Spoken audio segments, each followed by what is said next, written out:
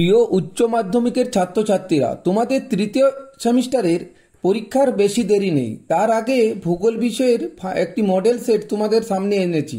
তো আজকের ভিডিও তোমাদের জন্য। তো উচ্চ মাধ্যমিক পরীক্ষায় তৃতীয় সেমিস্টারের পরীক্ষা দেবে তোমরা। অলরেডি একাদশ শ্রেণীতে ফার্স্ট সেমিস্টার, সেকেন্ড সেমিস্টার দিয়েছ। এবার তৃতীয় সেমিস্টার, অর্থাৎ উচ্চ মাধ্যমিক পরীক্ষা আগে যেরকম হতো, এখন সেমিস্টার ওয়াইজ তৃতীয় সেমিস্টার একটা হবে, একটা চতুর্থ সেমিস্টার হবে। তো তৃতীয় সেমিস্টারে ভূগোল বিষয়ে প্রশ্নপত্র কেমন হতে পারে তা তোমাদের সাথে আলোচনা করব। তো চলো আজকে পার্ট এতে তোমাদের যে প্রশ্ন থাকবে, প্রথম প্রশ্ন দেখো, নিচের কোনটি লরেশিয়ার অংশ নয়? কোনটি বানানটি ভুল আছে? লরেশিয়ার অংশ নয়, উত্তর হবে আফ্রিকা মহাদেশ। দ্বিতীয় নম্বর, তোমাদের 35 নম্বরে 35টি এমসিকিউ টাইপের প্রশ্ন থাকবে, সবগুলো এমসিকিউ থাকবে। উচ্চ মাধ্যমিক পরীক্ষা দেখতে পাচ্ছ। বিশ্বের দীর্ঘতম মহাদেশীয় হিমবাহ হল ল্যাম্বার্ট।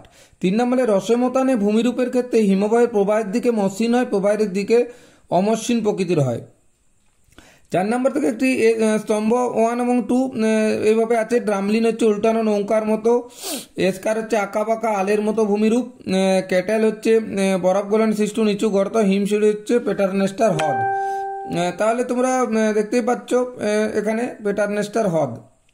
তারপরে 5 নম্বরে দেখো, ভূপৃষ্ঠের নিকটস্থ ঘনীভবনের একটি রূপ হলো, ডিএরটা হবে এ এবং বি উভয়ই। প্রদত্ত গুলির মধ্যে ভুল জোড়াটি নির্বাচন করে। এখানে ভুল জোড়া হচ্ছে রেনগজ, ক্রিস্টোফার কলম্বাস, রেনগজ নয়। পরিচালন বৃষ্টিপাত দেখো 4 o'clock রেন, এগুলো আমরা জানি, বাকি রেনগজটা ভুল আছে। তারপর দেখো, উন্মুক্ত গভীর সমুদ্রে সঞ্চিত পদার্থকে বলা হয় পিলেজিক অবক্ষেপ। 8 নম্বরে সমুদ্রের গভীরতা মাপের একক হচ্ছে ফ্যাদম। 9 নম্বরে একটি ডেমার্সাল মাছের উদাহরণ হল হেলিবাট। 10 নম্বরে ভারতের সর্বাধিক জোয়ার ভাটা শক্তি উৎপাদক রাজ্য হল পশ্চিমবঙ্গ, কেরল, তামিলনাড়ু, গুজরাট। 11 নম্বরে ইকোলজি শব্দটি সর্বপ্রথম ব্যবহার করেন Tansley, Lindeman, Odum, Ernst Haeckel. উত্তর হবে আর্নেস্ট হ্যাকেল।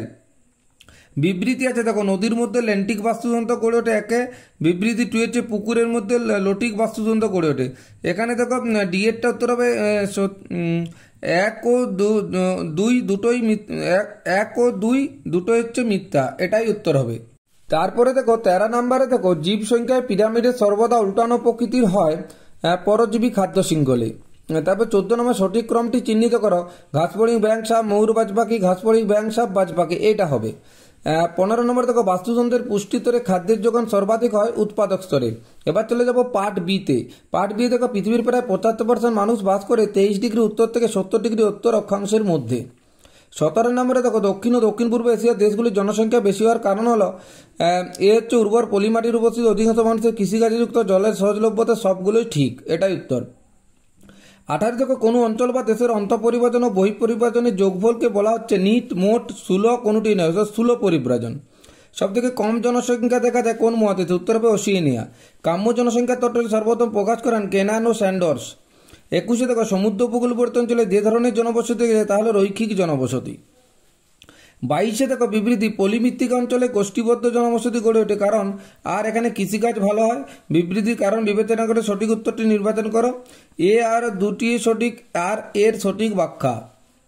23 দেখো, পম্পাস তৃণভূমি অঞ্চলে গড়ে ওঠে জনবসতির ধরন হলো বিক্ষিপ্ত জনবসতি। তারপরে দেখো, একটি শহরের কেন্দ্র থেকে বাইরের দিকে যে সমস্ত অঞ্চলগুলি থাকে সেগুলো ক্রমান্বয়ে সাজাও। দেখো এখানে সিবিডি শিল্পাঞ্চল, পরিবর্তনশীল শহরতল। এটা শিল্পাঞ্চল থেকে পরিবর্তনশীল অঞ্চল থেকে শহরতল, এটা হবে সিবিডি থেকে পরিবর্তনশীল অঞ্চল থেকে শিল্পাঞ্চল থেকে শহরতলি, এটাই উত্তর হবে।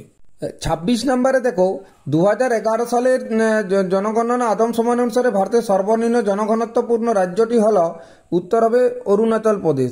27 দেখো, জলের ব্যবহার দীর্ঘস্থায়ী করার জন্য যেটা প্রয়োজন তা হলো, এখানে বলছে জলবিভাজিকা ব্যবস্থাপনা, বৃষ্টির জল সংরক্ষণ, বিন্দু জলাশয়, সবগুলো ঠিক। ভারতের নিত্যপ্রবাহ খাল দ্বারা জলসেচ অধিক প্রচলিত রাজ্য হচ্ছে উত্তরপ্রদেশ। এবার দেখো 29 বিবৃতি আছে একটা, ভারতের প্রাকৃতিক গ্যাস বিভিন্ন কাজে ব্যবহৃত হয়, যেমন রাসায়নিক সার তৈরিতে, বিদ্যুৎ উৎপাদনে, এলপিজি ও সিএনজি প্রস্তুতিতে। এটা এ সঠিক কিন্তু আর ভুল, অর্থাৎ এ সঠিক এবং আর ভুল।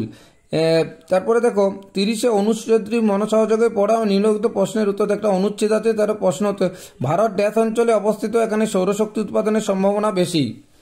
উত্তর হবে ক্রান্তীয় অঞ্চলে দেশ ও উৎপাদনের অপশন আছে, ক্রান্তীয় অঞ্চল। নেক্সট দেখো, সবুজ বিপ্লবের প্রভাব যে ফসলের উপর পড়েনি তা হলো কার্পাস। আবার একটি বিবৃতি আছে দেখো, ভারতের কার্পাস গবেষণাগার নাগপুরে অবস্থিত। 2 মহারাষ্ট্রে কার্পাস উৎপাদনে ভারতের প্রথম। এটা দেখো 1 সত্য এবং 2 হচ্ছে মিথ্যা হবে। 33-এ দেখো প্রদত্ত চিত্রে এই যে চিত্রটি আছে জিজ্ঞাসার চিহ্ন এখানে এই ব্রিক্স BRICS এই আইটি জিজ্ঞাসার চিহ্নটি কোন দেশকে বোঝাচ্ছে, কোন দেশকে নির্দেশ করছে? উত্তর হবে ভারত। বিবৃতি দেখো উত্তর পূর্ব ভারতে পরিবহন ব্যবস্থা ততটা উন্নত নয়।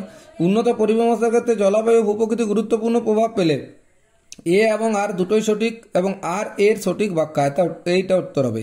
35-এ দেখো গণযোগাযোগ ব্যবস্থার একটি মাধ্যম হলো দূরদর্শন, টেলিভোট, মোবাইল ডাক যোগাযোগ। উত্তর হবে দূরদর্শন।